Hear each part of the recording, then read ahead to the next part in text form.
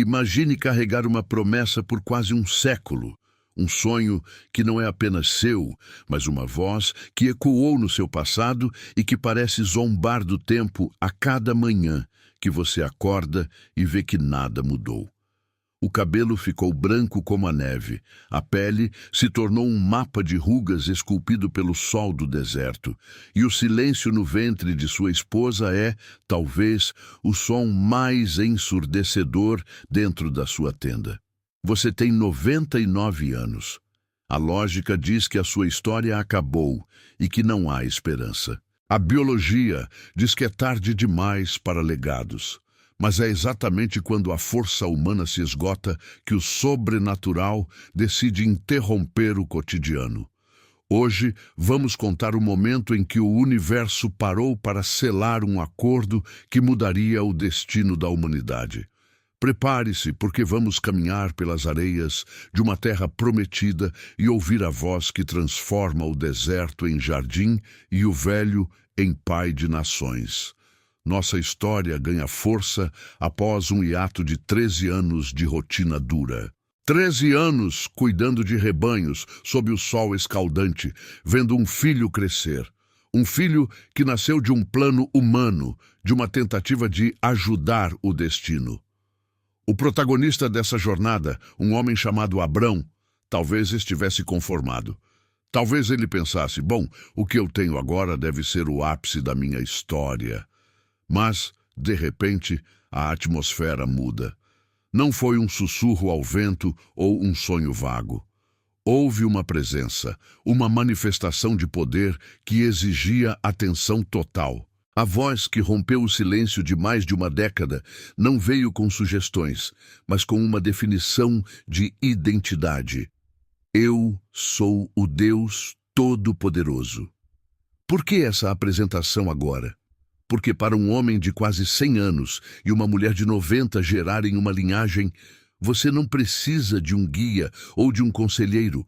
Você precisa daquele que sustenta as leis da natureza e tem autoridade para subvertê-las. A ordem foi direta.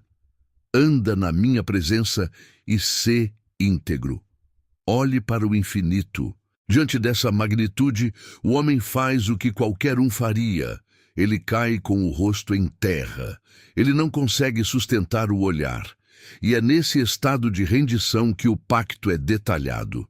Aqui ocorre uma das mudanças mais profundas já registradas. A alteração da essência através do nome. Naquele tempo e naquela cultura, o nome era o seu destino. Abrão significava pai exaltado, uma honra individual. Abraão passaria a significar pai de uma multidão, um novo propósito eterno. Tente visualizar a cena no dia seguinte. Abraão sai da tenda e seus servos o cumprimentam como sempre fizeram. Ele os interrompe e diz, meu nome mudou. Imagine os olhares. Imagine os sussurros atrás das tendas. Pai de multidões?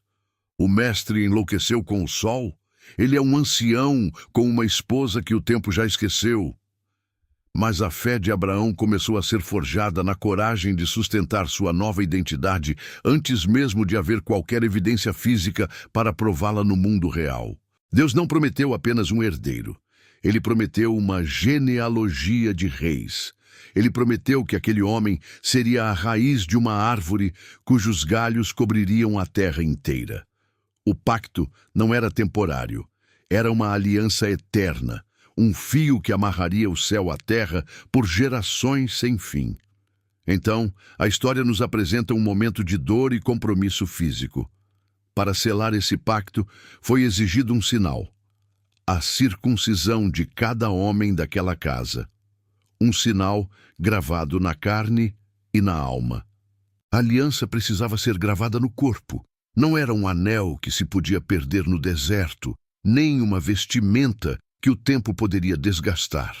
Era um lembrete constante, na própria fonte da vida e da reprodução, de que aquela descendência não pertenceria a si mesma, pertenceria ao pacto. Cada vez que um homem daquela linhagem olhasse para si, ele lembraria: eu sou parte de algo maior que a minha própria vontade. Ninguém ficou de fora, do filho do mestre ao servo mais humilde. A obediência foi imediata. Não houve debates, apenas a ação de quem entendeu que para ter o sobrenatural é preciso entregar o natural. A voz divina não esqueceu da mulher que foi o suporte de Abraão durante toda a vida. Ela também teve seu nome transformado, de Sorai para Sara, que significa princesa. A promessa foi específica.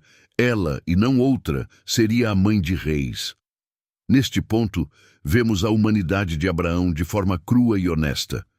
Ele cai por terra e ri do próprio absurdo. Eu com 100 anos, ela com 90. Ele até tenta sugerir uma saída mais fácil. Senhor, abençoe o filho que eu já tenho. Isso já seria o suficiente. É o nosso lado humano pedindo o bom, enquanto o divino oferece o extraordinário. Mas a resposta foi um não, que carregava o maior sim da história. Ismael seria abençoado e se tornaria uma grande nação, mas a aliança, o propósito central, viria de um novo nascimento. E o nome desse menino já estava escolhido: Isaque.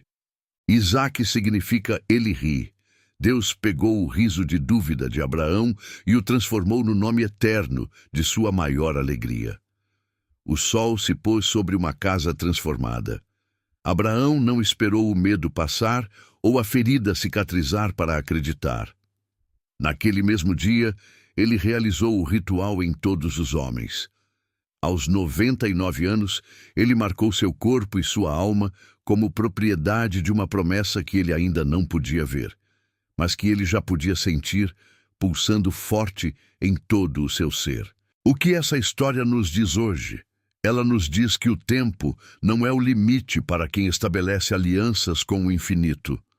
13 anos de silêncio não foram um esquecimento, foram uma preparação. Quando o vigor humano se apaga, a glória da promessa brilha com mais força.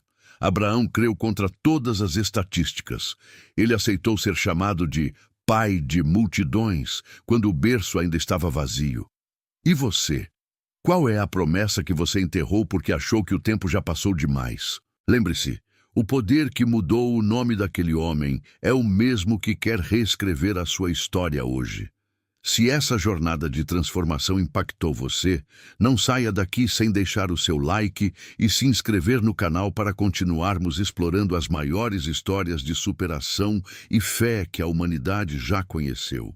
A sua identidade também pode mudar hoje. E para entender o que aconteceu depois, assista ao vídeo que está aparecendo agora na sua tela sobre o teste final de Abraão. Sou o canal Fé na História. Lembre-se, a história não é apenas o que aconteceu no passado, é a lente pela qual percebemos o presente e moldamos o futuro. Fique em paz e até a nossa próxima grande aventura. A jornada da fé é um caminho constante de descobertas e renascimento.